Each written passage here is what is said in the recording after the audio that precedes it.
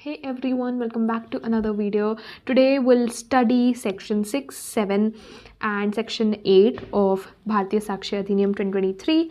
In the previous video, पहले वाली video में जो पार्ट 1 है इसका रेलेवेंसी ऑफ फैक्ट्स का टॉपिक का हमने सेक्शन 3, 4, 5 ऑलरेडी पढ़ लिए. अब सेक्शन 6 से चालू करता है. सेक्शन 6 की बारी है.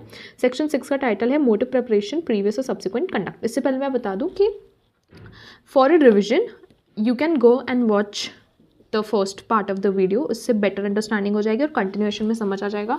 अगर नहीं देखिए तो एक बार रिवाइज करवा देती हूँ थोड़ा सा. अगर नहीं समझ आए फिर भी तो एक बार प्रीवियस वीडियो देख लेना जाके. I give you the link for that in the description. And let me tell you before that what is fact and issue and relevant fact, because उसके बिना समझ नहीं आएगा कुछ भी. ओके, सो पहला है what is fact and issue and relevant fact. Fact and issue का एग्जाम्पल मैं बता दूँ. अगर कोई ऐसा केस है जिसमें ए मर्डर्ड बी, ठीक है, तो हमारे फैक्ट इन इशू क्या होंगे. फैक्ट क्या होती है? कोई भी ऐसी स्टेटमेंट और समथिंग दैट्स बिन डन. और इन इशू का मतलब होता है something that is still in discussion और डिसएग्रीमेंट, जिसको भी हम डिस्कस करेंगे, जिसको भी something that is in a contested state, उसको बोलते हैं हम लोग फैक्ट इन इशू. ओके, तो फैक्ट इन इशू एक केस में जिसमें ए ने मर्डर किया बी का, उसमें क्या क्या फैक्ट एंड इशू हो सकता है कि वेदर मीन्स कि अभी तक प्रूफ नहीं हुआ है, ना प्रूव हुआ है ना डिसप्रूव हुआ है. तो it's just a statement which is on which the prosecution and defendant will argue, और इसी के ऊपर एविडेंस दिए जाएंगे फॉर द स्टेटमेंट और अगेंस्ट द स्टेटमेंट. तो फैक्ट एंड इशू बेसिकली ऐसी स्टेटमेंट्स होते हैं, ऐसे फैक्ट्स होते हैं जिनके फॉर या अगेंस्ट में प्रोसिक्यूशन डिफेंस अपना एविडेंस देते हैं. और आप हमेशा फैक्ट एंड इशू और रेलेवेंट फैक्ट के ऊपर ही एविडेंस प्रेजेंट कर सकते हो बिफोर द कोर्ट. उसके अलावा किसी चीज़ पे एविडेंस पेश नहीं हो सकता except things that have been mentioned in section 3, 4, 5, 6, 7, 8. अभी हम 8 पढ़ेंगे, 8 तक पढ़ेंगे, इसलिए I am talking about still 8. उसके बाद भी आप एविडेंस दे सकते हो जो कि सेक्शन 8 के बाद दिए हुए हैं जिन सेक्शंस में. बट मेन होता है फैक्ट एंड इशू और रेलेवेंट फैक्ट, जिस पे आप एविडेंस दे सकते हो. अब फैक्ट एंड इशू में 3 स्टेटमेंट्स क्या हैं कि ए ने बी की डेथ कॉज की है. बी सेकेंड स्टेटमेंट है ए का इंटेंशन क्या था to cause B's death. A intended to B's death whether, है ना, it's not proved yet, was their intention. And third fact and issue है कि A was present at the time of the crime scene, at the crime scene when the murder occurred. ये हमारे fact and issue है. इस पे आप for में दो एविडेंस या अगेंस्ट में दो, इसको डिसप्रूव करने के लिए दो या प्रूफ करने के लिए दो. These are facts and issue. अब आते हैं सेक्शन 6 पे.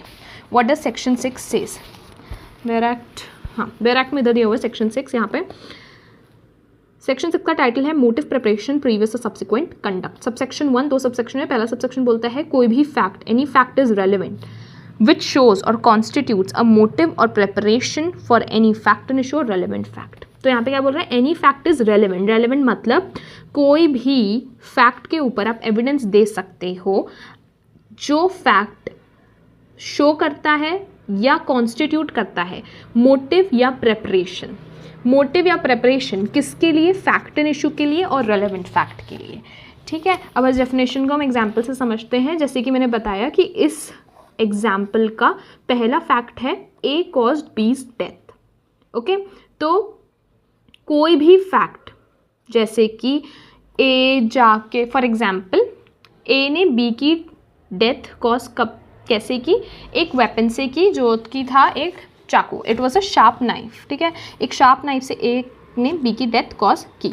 तो ए पहले गया, जाके उसने एक शार्प नाइफ खरीदा एक शॉप से और उसके बाद उसने बी की डेथ कॉज की. सो ये क्या शो करता है? ए की तरफ से प्रेपरेशन, कि ए ने प्रिपेयर किया बी की डेथ कॉज करने के लिए. क्या प्रिपेयर किया? उसके पास चाकू नहीं था तेज वाला, तो वो जाके पहले शार्प नाइफ लेके आता है, दुकान से खरीद के लेके आता है. तो ये क्या शो करता है ए के बिहाफ में? That he caused B's death with a sharp knife which he brought from a shop. So it shows preparation by A that's done before causing B's death. Preparation show करता है. तो ये आप कोई भी अगर एविडेंस इस प्रिपरेशन के लिए देते हो, क्या एविडेंस दे सकते हो आप कि ए ने प्रिपेयर किया था बी की डेथ के लिए? इस ए ने जो है शार्प नाइफ जाके एक शॉप से लिया था. आप क्या एविडेंस दे सकते हो इसके फॉर्म में? आप एविडेंस दोगे, आप एक बिल की रिसीप्ट लाओगे कि ये बिल था जिसके अंदर लिखा हुआ है कि ए ने शार्प नाइफ लिया है, ख़रीदा है इस शॉप से। अब इतना हम वो बिल से हम उसकी प्रेपरेशन जो है वो प्रूफ कर पाएंगे। तो जो वो प्रेपरेशन है वो फैक्ट इन इशू से, क्योंकि वो फैक्ट इन इशू का प्रेपरेशन दिखाता है तो वो रेलेवेंट बन जाएगा अंडर सेक्शन 6। बिकॉज सेक्शन 6 क्या बोलता है कि एनी फैक्ट इज़ रेलेवेंट। वो फैक्ट, कोई भी फैक्ट मतलब कि ये फैक्ट कि वो जाके दुकान से शार्प नाइफ खरीद रहा है, कोई वो फैक्ट रेलेवेंट बन जाता है क्योंकि या तो वो मोटिव दिखा रहा है ए का, या तो वो प्रेपरेशन। ना मोटिव और प्रेपरेशन लिखा है, ठीक है, तो ये दोनों अलग अलग चीज़ें, you have to mention both while writing your answer. Motive दिखा रहा है या तो प्रेपरेशन। मैंने आपको प्रेपरेशन का एग्जाम्पल दिया है ना कि उसने जाके एक शॉप से शार्प नाइफ लिया। तो अगर कोई भी फैक्ट उसका मोटिव या प्रिपरेशन बता रहा है किसी भी फैक्ट इन इशू का या रेलेवेंट फैक्ट का। फैक्ट इन इशू क्या है कि ए ने बी की डेथ कॉज की, तो इसका प्रिपरेशन बता रहा है ना कि उसने जाके शार्प नाइफ खरीदा, तो वो फैक्ट जो है वो रेलेवेंट बन जाता है। और रेलेवेंट बन जाता है मतलब आप उसके ऊपर एविडेंस प्रेजेंट कर सकते हो, वेदर फॉर प्रूविंग इट और disproving it. Okay, so that word section 6 का सबसेक्शन 1 सेज, या तो मोटिव दिखा रहा हो या तो वो प्रिपरेशन दिखा रहा हो, तब वो रेलेवेंट बन जाता है कोई भी फैक्ट जो कि मोटिव या प्रिपरेशन दिखा रहा है फैक्ट इन इशू का या रेलेवेंट फैक्ट का। Okay, I hope it's clear. Now subsection 2 क्या बोलता है? सबसेक्शन 2 मैं अपने नोट्स में भी निकाल लेती हूँ because it's easier to see from the notes and learn from the notes. Okay, here it is. Subsection 2 of section 6, मैंने total notes बेरैक से ही बनाए, कुछ different नहीं है, बस I have divided them so that it's easy to understand. So subsection 2 बोलता है conduct of any party or of any agent to any party to any suit or proceeding, मतलब कोई भी पार्टी का कंडक्ट। अभी तक हम बात कर रहे थे मोटिव और प्रिपरेशन के बारे में, अब हम बात करें कंडक्ट के बारे में। कंडक्ट मतलब एक्शंस, चाहे वो मर्डर करने के बाद हो, मतलब वो क्राइम के बाद हो, या वो क्राइम करने से पहले हो। कोई भी कंडक्ट पार्टी मतलब कि कोई भी क्रिमिनल सूट में, क्रिमिनल प्रोसीडिंग में 2 पार्टीज़ होती हैं ना, कोई भी क्रिमिनल केस में 2 पार्टीज़ होती हैं। एक होता है हमारा प्रोसिक्यूशन, मैं क्रिमिनल की से बात कर रही हूँ बिकॉज BSA क्रिमिनल केसेस पे ही अप्लाई होता है, और दूसरा होता है डिफेंस। ओके, सो 2 पार्टीज़ होती है ना, तो conduct of any party, any मतलब प्रोसिक्यूशन का भी हो सकता है, डिफेंस का भी हो सकता है, मतलब कि या तो अक्यूज्ड का हो सकता है या तो डिफेंडेंट का हो सकता है। तो कंडक्ट ऑफ एनी पार्टी और any agent of the party. Any agent मतलब जो पार्टी के अंदर पार्टी के थ्रू एक्ट कर रहा हो, उस पर्सन को हम एजेंट बोलते हैं, पार्टी का एजेंट।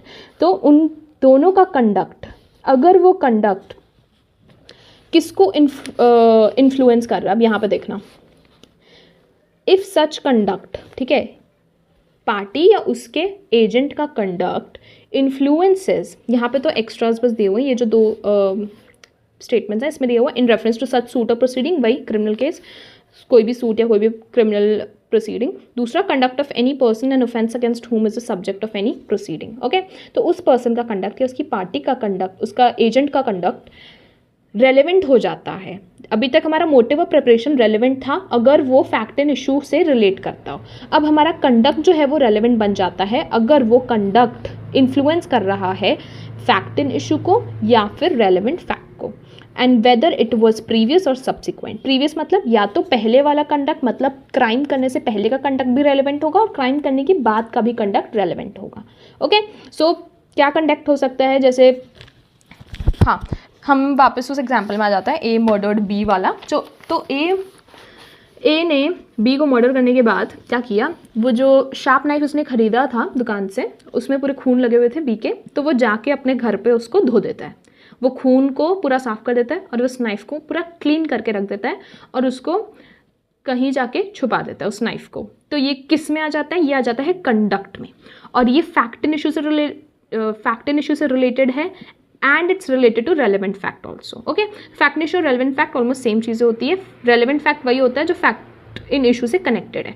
तो when conduct which is previous or subsequent, previous भी हो सकता है, मतलब क्राइम करने के पहले भी कंडक्ट जो है वो भी रेलेवेंट हो जाएगा, और क्राइम करने के बाद जो भी कंडक्ट है, जैसे ए का जो कंडक्ट था कि उसने जाके क्राइम करने के बाद वो चाकू जो खून में लगा हुआ था पूरा, जिसमें उस पर खून लगा हुआ था, वो जाके उसने धो दिया, तो दैट कंडक्ट इज रेलेवेंट। क्यों धोया उसने, वो what was the reason why he did that. अगर उसका कोई प्रूफ लाके दे दे, उसका एविडेंस लाके दे दे कोर्ट में, तो वो एविडेंस रेलेवेंट माना जाएगा और उस एविडेंस को एक्सेप्ट कर लेंगे। क्यों? क्योंकि it shows the subsequent conduct of A done after causing B's death, which is a fact and issue. That's why उस conduct को हम relevant मानते हैं under section 6. So section 6 तीन चीज़ों की बात करता है, motive की, person का motive क्या है, preparation क्या है, या previous और subsequent conduct क्या है, when it is connected with the fact and issue or relevant fact. Okay, this is section 6. I hope it's clear. अब एक बार देख लेते हैं हम मोटिव प्रेपरेशन और उसके साथ में कुछ केस लॉज। मोटिव होता क्या है एक्चुअल में? मोटिव कुछ नहीं है, motive is the moving force. Moving force जो कि किसी पर्सन को कॉज करता है कोई भी क्राइम करने के लिए, ठीक है। मोटिव और इंटेंशन में ज़्यादा फ़र्क नहीं है, बस intention is the malafide thinking and motive is the reason for doing it, reason for such thinking और reason for acting in a way. तो मोटिव क्या होता है? Motive is the moving force which leads a person to do some act. If the offence is committed voluntarily then presence of motive cannot be decline. और motive जो है वो criminal cases में बहुत ज़्यादा इंपॉर्टेंट, बहुत ज़्यादा significant होता है। For proving that a person has done the crime, it is very important that the person has the intention to do that crime or to commit that crime. Therefore motive बहुत ज़्यादा important होता है in criminal cases. Now इसका एक case law है which is Kundulabala versus State of Andhra Pradesh. इसमें क्या था? In this case, son-in-law before his marriage demanded a piece of land. Marriage took place, but deceased refused to transfer the property in the name of the accused and wanted to give it to the daughter. That infuriated the accused. Crime was committed. It was held that there was a strong motive for the accused to commit the crime. देखो इसमें accused का motive दिखाया गया। क्या motive था उसका? उसको चाहिए था piece of land, son in law था, ठीक है। उसका जो ससुर था उसने बोला शादी के बाद कि मैं अपनी बेटी को दूंगा वो लैंड और तुमको नहीं दूंगा। उसकी वजह से उसको गुस्सा आया और उसने उसका ही committed the crime and he make that person, he kill that person. So उसकी वजह से there was a very strong motive presence for the accused to commit that crime and for the accused to kill that person. Therefore motive under section 6 is relevant when it is related to the fact and issue or relevant fact. फिर आता है preparation. Preparation क्या होता है? Preparation is nothing but it's the arranging and devising the things that you need for preparation for commission of a crime. ठीक है? Preparation consists of arranging or devising the means necessary for commission of crime. Every crime is necessarily preceded by preparation. आप हमेशा prepare करते ही हो for committing a crime. Every person prepares. यहाँ पे case law है preparation का भी, नाम है अप्पू वर्सेस स्टेट 1971। केस क्या है? There was a burglary, the four accused conducted a meeting to make arrangements of the crime. A bar of iron and pair of pincers were necessary and was bought by the accused. These facts were admitted as they showed preparation on the part of the accused. The preparation manifested clearly that an intention to commit the offense was framed. Easy है, burglary हुई थी, burglary in the sense dishonestly या illegally किसी के घर में घुस के चोरी करना, उसको बोलते हैं बर्गलरी। नाउ चार जो अक्यूज थे, चार लोग जो थे जिन्होंने मिलकर करी, उन्होंने बर्गलरी करने से पहले, क्राइम कमिट करने से पहले, what they did, they had a meeting and after that meeting they decided कि हमको एक बार ऑफ आयरन की ज़रूरत है, मतलब एक लोहे के बार की ज़रूरत है, and a pair of pincers. Okay, तो उन्होंने ये चीज़ अरेंज की। ये चीज़ इनके अगेंस्ट प्रूफ की जा सकती है अंडर सेक्शन 6 बिकॉज ये चीज़ showed their preparation towards the fact and issue. Fact and issue क्या था कि burglary happened and burglary was done by these four accused. तो इस चीज़ ने, इस preparation ने show किया on the part of the accused कि they had motive and they prepared for the burglary, for the crime, and therefore it can be proved and evidence can be given on this under section 6. तो ये था Appu versus state 1971. Last आता है अपना conduct. Conduct क्या होता है? Conduct of a person concerned in a crime would become relevant if his conduct is related to the incident. Incident से related कोई भी conduct कर रहे हो तो relevant बन जाएगा under section 6. Conduct to become relevant under section 6 of BSA need not to become simultaneously spontaneous to that very incident, it may become subsequent or previous to the main fact and issue. ज़रूरी नहीं है fact and issue के just at the same time जब murder हुआ या कोई crime हुआ तभी के तभी वो कंडक्ट होना चाहिए. कंडक्ट या एक्शंस पहले भी हो सकते हैं और बाद में भी हो सकते हैं. Okay, that was conduct for you guys. Now let's go for section 7 I believe. या दिस इज सेक्शन 7. सेक्शन 7 क्या बोलता है? It states facts that are necessary to explain or introduce fact and issue or relevant fact. Easy है. Section 7 क्या बोल रहा है कि ऐसे फैक्ट्स, इसका टाइटल क्या है बेसिकली, ऐसे फैक्ट्स जो कि ज़रूरी हैं फैक्ट एंड इशू और रेलिवेंट फैक्ट को एक्सप्लेन करने के लिए या इंट्रोड्यूस करने के लिए. इसका टाइटल ये बोलता है. अब इसके अंदर का देखते हैं. देखो इसमें बहुत सारे पॉइंट्स हैं, इनको याद कर लेना. 5 पॉइंट्स हैं. तो कोई भी ऐसा फैक्ट, पहला तो इट स्टार्ट्स फ्रॉम कोई भी ऐसा फैक्ट जो कि, पहला पॉइंट क्या बोलता है? ज़रूरी है इंट्रोड्यूस करने के लिए, एक्सप्लेन करने के लिए कोई भी फैक्ट एंड इशू और रेलिवेंट फैक्ट को. अब ये जो हमारा फैक्ट एंड इशू, एक बार फिर से एग्जाम्पल पे आ जाओ. ये जो हमारा fact and issue A caused B's death, इसके इंट्रोडक्शन के लिए, एक्सप्लेन करने के लिए कि ए ने बी की डेथ कॉज कैसे की, कैसे एक्सप्लेन करोगे आप? चलो डेथ तो कॉज हो गई, आप एक्सप्लेनेशन लाओगे कि ए अपने घर से निकल के शॉप से अपना नाइफ लेके, शार्प नाइफ खरीद के, then he got to B's location wherever B was, and उसके बाद उसने जाके उसको गले को उसने he made a slit and he slit his throat. B का थ्रोट उसने स्लिट कर दिया. Okay, so this could be the explanation. That's why it states that कोई भी फैक्ट, तो आप ये जितने भी फैक्ट्स आपने बताए ये रेलिवेंट होंगे और इसके लिए आप एविडेंस दे सकते हो. आप क्या एविडेंस दोगे कि उसने ए के घर से ट्रैवल करते हुए बी के घर तक उसने कार यूज़ की थी और कैमरे में लोगों ने देखा है, मतलब कैमरे में it is very evident that he was scene driving a car. तो ऐसे फैक्ट्स जो कि ये फैक्ट कि वो कार ड्राइव करके बी के घर तक पहुंचा, जो कि एक्सप्लेन कर रहे हैं किसी भी फैक्ट एंड इशू को या रेलेवेंट फैक्ट को, ये फैक्ट्स जो हैं वो रेलेवेंट बन जाते हैं अंडर सेक्शन 7. ठीक है. तो पहला था इंट्रोडक्शन या explanation of fact and issue और रेलेवेंट फैक्ट. दूसरा है विच रिब्यूट और support an inference suggested by fact and issue और रेलेवेंट फैक्ट. तो कोई भी ऐसे फैक्ट, अब इन्फ्रेंस क्या होता है? इन्फ्रेंस होता है अजम्पशन. ओके, इन्फ्रेंस होता है अजम्पशन. तो कोई भी ऐसा फैक्ट जो कि रिब्यूट या सपोर्ट, रिब्यूट मतलब कैंसल आउट करना, अगेंस्ट बात करना, सपोर्ट करना मतलब फॉर में बात करना. ओके, कोई भी ऐसा फैक्ट जो कि एक इन्फ्रेंस जो कि है फैक्ट एंड इशू और रेलेवेंट फैक्ट को रिब्यूट कर रहा हो या सपोर्ट कर रहा हो, वो फैक्ट भी रेलेवेंट. एग्जाम्पल पे आ जाता है एक बार वापस इसको देखने के लिए. अब हमने यहाँ पे हमारा फैक्ट एंड इशू है कि ए ने बी की डेथ कॉज की. ओके, ये that's are fact and issue. अब हम ऐसा, अगर हम इसको अज्यूम करें, है ना, इन्फ्रेंस, अगर हम इससे एक इन्फ्रेंस निकाले, एजम्पशन निकाले कि ए और बी के बीच में दुश्मनी थी and A and B were not well versed with each other. Okay, they did not like each other. अगर हम ये अजम्पशन निकाले तो कोई भी फैक्ट जो ये बताए कि इनके बीच में दुश्मनी थी, या तो वो सपोर्ट करे इस चीज़ को कि हाँ दुश्मनी थी, या रिब्यूट करे या अगेंस्ट में बताए कि इनके बीच में कोई दुश्मनी नहीं थी and they were very good with each other, they had good relations with each other. अब कोई भी ऐसा फैक्ट, अब क्या फैक्ट हो सकता है जो ये अजम्पशन को बताए कि उनके बीच में दुश्मनी थी? हो सकता है कोई लैंड डिस्प्यूट हुआ हो तो लैंड के पेपर्स लेके आ जाए, या अगर डिस्प्यूट हुआ है वो केस तक गया है तो वो केस की फाइल्स लेके आ जाए कि ये केस हुआ था, ए ने केस किया था बी पर, और जिसकी वजह से एक लैंड डिस्प्यूट को लैंड डिस्प्यूट से रिलेटेड, जिसकी वजह से दे did not have good relations with each other.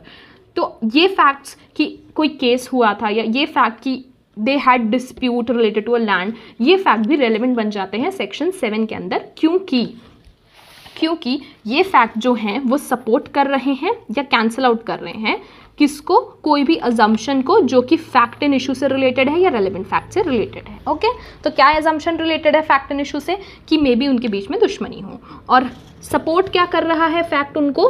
कि उनके बीच में एक लैंड डिस्प्यूट था तो उसकी केस फाइल लेके आप आके सपोर्ट कर रहे हो कि हाँ दुश्मनी तो थी. Okay, this is second point.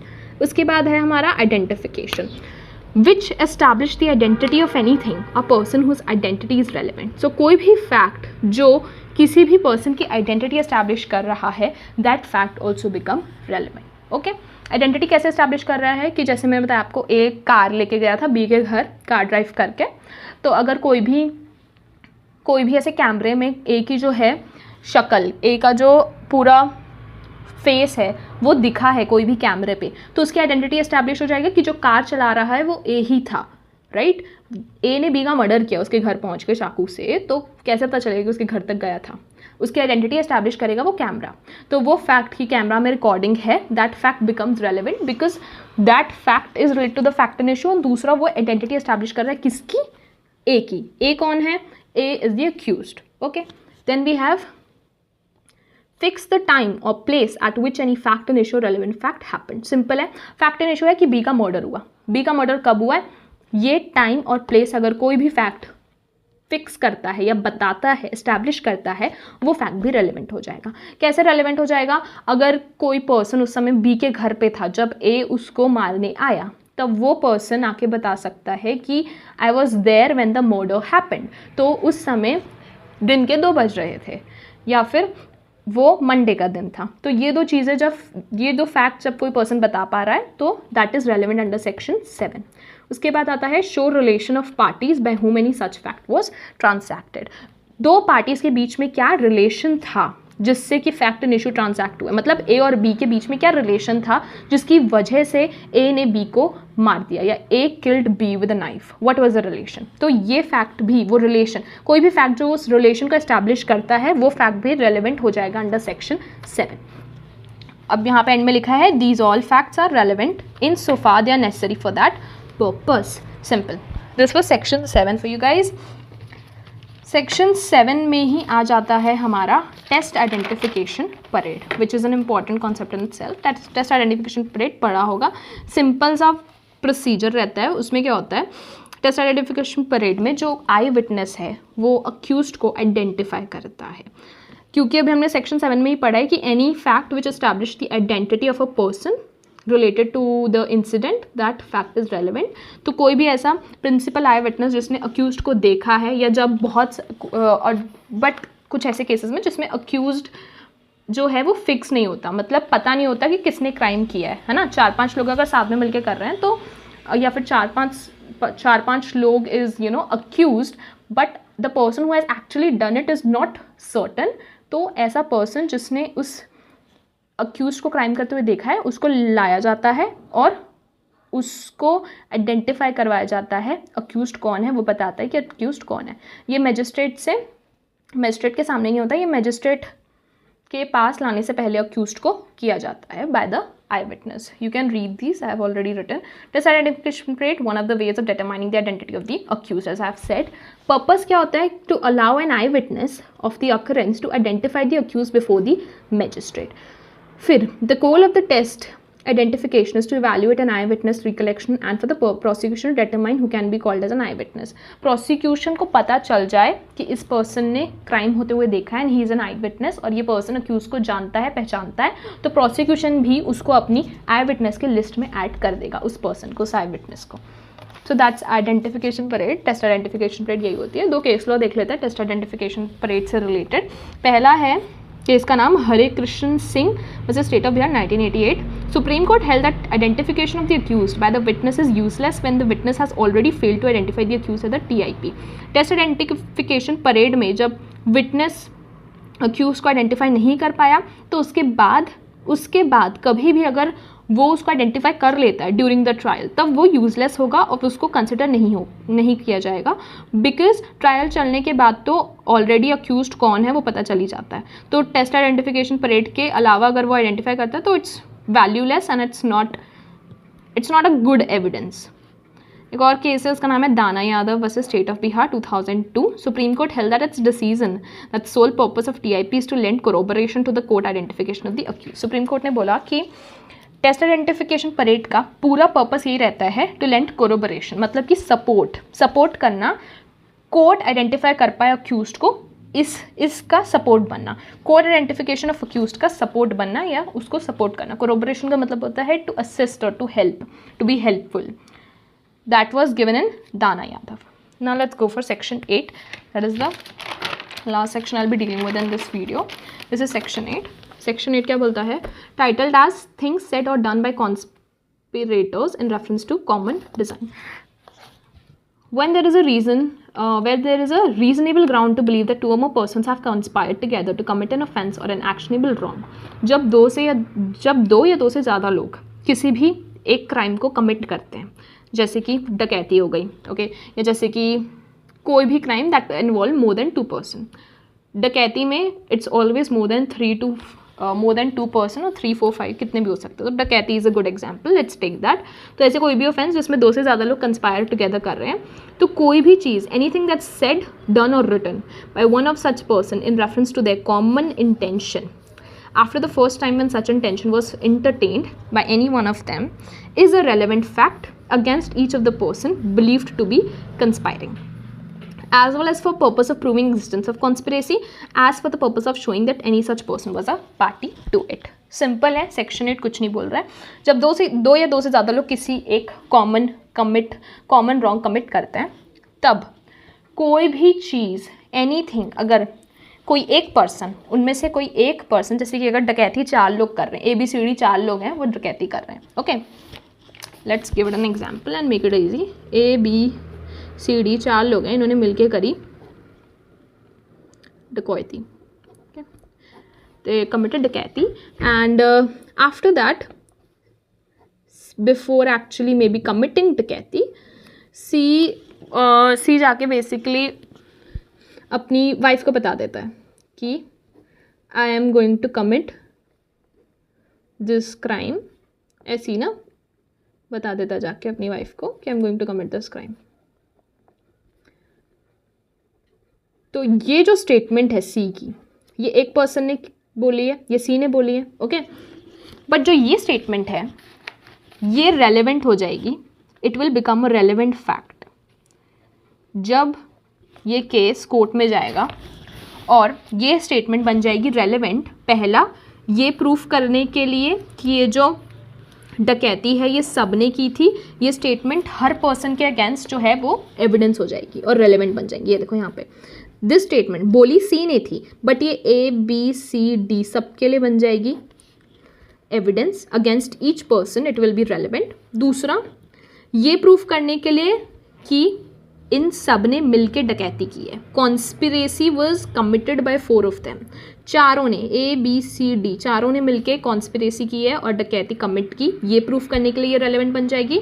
और तीसरा, person was party to the conspiracy. Person मतलब वो पर्सन जिसने ये स्टेटमेंट अपनी वाइफ को बोली, मतलब सी भी इन्वॉल्व था इस कॉन्स्पिरेसी में and was a party to the conspiracy. ये 3 चीज़ प्रूफ करने के लिए किसी भी पर्सन की जो स्टेटमेंट होगी या फिर जो उसने एक्शंस किए होंगे, सेड, डन और रिटन है, क्योंकि यहाँ पे it is very clearly mention that anything that said, ये तो उसने बोला ना अपनी वाइफ को, डन, अगर वो कुछ कर देता बिफोर और आफ्टर, या फिर उसने लिख के दिया होता अपनी वाइफ को कि I am going to commit डकैती, राइट. ये तीनों चीज़ें अगर कोई भी एक सिंगल पर्सन करे when he is conspiring with 2 और मोर पीपल, तब वो जो है वो रेलेवेंट बन जाता है और उसके लिए आप एविडेंस दे सकते हो. आप वाइफ को लाके आप कोर्ट में बोल सकते हो बोलने के लिए कि बताओ तेरे हस्बैंड सी ने क्या बोला था, कि तब वाइफ बोलेगी कि he said that he is going to commit डकैती. So that would be a relevant evidence. ये हमारा सेक्शन 8 बोलता है कि वो चीज़ बन जाएगी relevant evidence.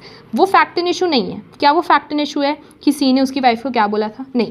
Fact and issue हमारा ये है कि ABCD कमिटेड डकैती, ठीक है. What was the cause for डकैती, this is our fact and issue. But क्योंकि दे हैव कमिटेड डकैती, they have conspired together, or anything that's said, done or written by one of those person will be enough and will be relevant against each person, will be relevant as a proof of conspiracy and will be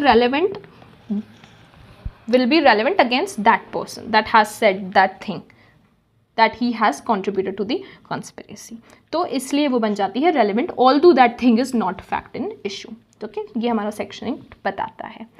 क्योंकि section 3 बोल चुका है कि आप evidence हमेशा fact and issue relevant fact का ही दे सकते हो, इसलिए उसके बाद जितने भी सेक्शंस हैं 4 से लेके 8 तक, और आगे अभी हम और पढ़ेंगे 50 तक हैं ये सेक्शंस. तो इन सेक्शंस में जितनी भी चीज़ें हैं वो ये बताती है कि भले फैक्ट एंड इशू या रेलेवेंट फैक्ट ना हो, बट कुछ चीज़ों का आप स्टिल एविडेंस दे सकते हो बिकॉज वो फैक्ट एंड इशू और रेलेवेंट फैक्ट से इतनी ज़्यादा रिलेटेड है. Okay, so that's section 8 for you guys. I hope you have understood and thank you for watching the video.